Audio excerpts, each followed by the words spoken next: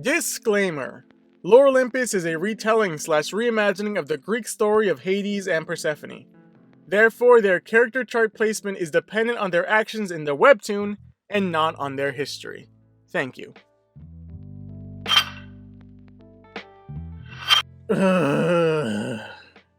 These next two videos are gonna be fun. I mean that sarcastically, of course, because today I have the unfortunate pleasure of talking about one of the most hated characters in all of Lore Olympus. However, before I start, I unfortunately need to add another disclaimer. Yes, two at the beginning, but this one's actually really important. This video contains themes of sexual trauma that may be upsetting for some viewers to watch. Why that is, I'll get to that soon. But let's not delay this any further. Let's discuss the god of the sun, medicine, and music, Apollo. Now, Apollo is one of the few characters that is actually discussed before being brought into the story. He's actually mentioned twice. He's first mentioned as more of a distraction to get Persephone alone. But the more important moment is when Hades mentions him. When asked why the underworld is at night all the time, Hades responds, and I will be censoring, because I don't want that crappy little sun god in the neck of my woods. How you ladies tolerate him is beyond me. You should mentally prepare yourself to be annoyed. Now, to be fair, Hades is like the ultimate introvert. He'd rather stay at home with his dogs. He's not the biggest fan of anything social. But it's still not ideal that Hades isn't the biggest fan of him. However, our first encounter with Apollo is him trying to be way too cool. No man, or god, would ever slightly lean against his golden car with shades and a leather jacket and not be completely obnoxious. And wow, looks like I was right. We see him first talk with Hermes, an actually really cool character. And we see the surface level of his personality. Forgetting Persephone's name, first declaring, "Dude, she's hot. Why didn't you say anything?" Then purposely posing and trying to look cool. Which brings us to Apollo's main relationship. Now, Apollo is the brother of Artemis, and seems to be friends with Hermes. But his main relationship, and main source of character development, is through or involves Persephone. Now, I haven't talked about Persephone, mainly because I like to save the main characters till the end of the character chart series. But since a lot of Apollo involves Persephone, I will be mentioning and developing her a bit. Now, have you ever met someone who thinks they're super charming and amazing, and they're not? Yeah, Apollo is that kind of person. When first meeting Persephone, he squeezes her hand. Look at his smile. It's brief, only 2 panels. But this man looks like he thinks he's the best thing since sliced bread. Later, in his car when Persephone is talking up Hades in the underworld, look again at Apollo's face. He looks annoyed and jealous, eventually having to break Persephone's happiness. Don't worry, we'll get to more of that. By saying, "You know he was only being nice to you so he can get in your pants, right?" Justifying himself by saying, "No, I'm being realistic."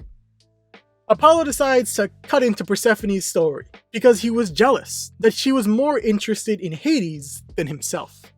Eventually we get to see Apollo's anger by Persephone not being charmed by his non-existent charm. When Persephone voices her complaint about Apollo to Artemis, she defends him by saying, "I'm sorry he's a bit weird. He's just trying to look out for you in his own way." Now, I understand Artemis' stance. Apollo is her brother. Of course she thinks that he's not the worst person in the world. In fact, we know that she thinks he's just annoying, but basically harmless. However, harmless isn't the word I'd use to describe Apollo. Anyways, we see Apollo try to warm up to Persephone. Eventually she forgives him because he heals her wounds. However, like Apollo typically does, he gets a little too excited, taking a picture with her as she looks super uncomfortable. Now, Apollo up to this point has been annoying, draining, kind of a douche, but there has been worse. And here is where I have to remind you guys of that disclaimer I said at the beginning of this video. This portion of the video contains themes of sexual trauma, that may be upsetting for some viewers. Now, as someone who discusses webtoons on YouTube, that leads to me reading and rereading and rereading webtoons, especially when I'm doing a series like this. However, there are always episodes that I'd like to skip, for any number of reasons. But in Lore Olympus, during a reread, I always skip this episode. I would always feel uncomfortable. But this is an integral moment to both Apollo and Persephone. So if you're uncomfortable during this moment, then skip to the time I have on the screen right now. After everyone's fallen asleep, Apollo sneaks into Persephone's room and goes for it. "I came to see you, silly. I've been waiting all day for this." Then he forcefully kisses her, saying, "You've been flirting with me all day, Persephone. Don't act like you don't want this." And when Persephone explains that she's training to be a virgin for eternity, he pushes further, saying, "Surely you can make an exception for someone as grand as myself?" This scene doesn't show much after this moment, only showing that Hera can feel someone's distress. Now, this is a very extremely interesting moment, because without sugarcoating it, this is a rape scene, but it shows nothing. Just Persephone's thoughts and her feelings. Persephone's thoughts are extremely symbolic. However, I don't plan on talking about her right now. After this action is completed, Apollo chimes in, "Overwhelmed, huh? Understandable. I have that effect on people. I better get going. Now remember, just keep this between you and me. You're my girl, okay?" From Apollo's dialogue, we can get a lot of interesting things from him. Apollo believes he is amazing, calling himself grand, and he's saying that he overwhelms people. Which, yeah, he does, but not in the way he thinks. Finally, the last thing I want to mention about this is the statements, "You're my girl, okay?"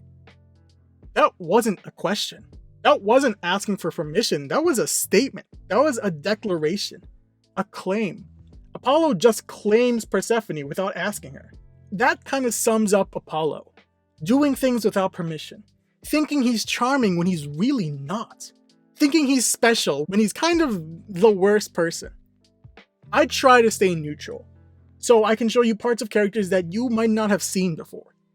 However, it's very hard when a character does something that awful to our main character. Apollo continues being an awful person by being pushy and aggressive, but also jealous. Notice how he reacts to hearing Persephone's working in the underworld. He masks his jealousy by being protective. I hope you can hear the air quotes there. What do you mean she's working in the underworld? That's completely inappropriate. Well, at the very least, you could wear something more conservative in the company of Hades. Remember, during this time, Apollo truly believes that Persephone is his girl. He feels that anything he requests, she is more than willing to do. However, when she starts to get more and more attached to Hades, we see that Apollo abuses his family relations to try to get at Persephone, getting excited when the coat that Hades gave Persephone got confiscated. Maybe she was right to be angry. I just got the feeling Persephone's not taking her duties very seriously. Listen, I didn't want to say anything, but I was driving by your house yesterday and I saw them together. Come on, who do you think? They were all over each other. I'm not trying to upset you. I just don't want to see my sister getting taken advantage of. And finally, when they talk, Apollo is still in La La Land, believing that he is the best. At first, I thought what we had was just a one-time fling. But what we had was truly special, and I can't think of anyone else but you. I have feelings for you. I've been trying and trying to talk to you, but you're making it impossible. I've been thinking, and I've worked it out. I know you're angry with me because I said we should keep our relationship on the down low. I realize now that it was stupid. I was thinking we should make it official. Now, I know you might be a little bit intimidated since I'm already an Olympian. But don't worry, I don't consider it a downgrade. Wow. Just wow. Apollo truly 100% believes that he is not only amazing, But the main reason that she's mad at him is because they're keeping their relationship, again in air quotes, on the down low. But when she finally reveals the stolen and broken lyre instrument, we see the front of a cool and cocky god fall apart, getting angry, making wild accusations. Unsurprisingly, I'm gonna put Apollo into chaotic evil. Someone who's sexually traumatized our main character, forcing her to do things she doesn't want to do and pressuring her because he's supposedly the best. Apollo is legitimately one of the worst gods out there, and there's symbolism to back that up. Look at moments like this, when Apollo is talking to Artemis about Persephone. Mainly notice the background here. I'm not skilled at music, but this background looks like the music staff with music written on it. Notice how it weaves and curves, like it's in disarray or chaotic. Apollo is known for his music, and this symbolism shows how destructive Apollo is, hurting people to get what he wants, throwing people into disarray. It's often used with Persephone. Whenever Apollo's mentioned, or whenever something about her scholarship is mentioned, notice how it curves, how it's in disarray, how it's a panic for her. That's what symbolizes Apollo. Chaotic and panic, destructive. But that's all for today. And like always, thank you for watching.